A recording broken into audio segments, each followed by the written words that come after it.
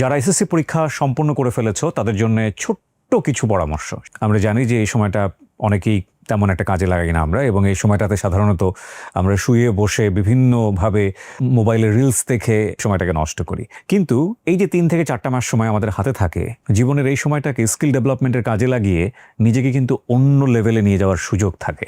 বিশেষ করে যারা এই কাজটা করতে চাও তাদের জন্য আমি বলবো, স্কিল ডেভেলপমেন্টের অসংখ্য সেক্টর আছে, কিন্তু যেই সেক্টরেই তুমি যেতে চাও না কেন, তোমাকে ইংরেজিতে ভালো হতেই হবে, এটার কোনো অল্টারনেটিভ নাই।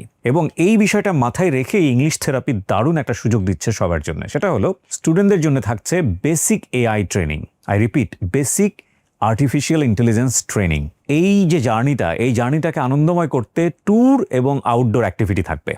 রেজাল্ট প্রকাশের পর সংবর্ধনা অনুষ্ঠান থাকবে। কোর্স শেষে 1 বছর পর্যন্ত মাস্টারি ক্লাবে প্র্যাকটিস করার সুযোগ থাকবে।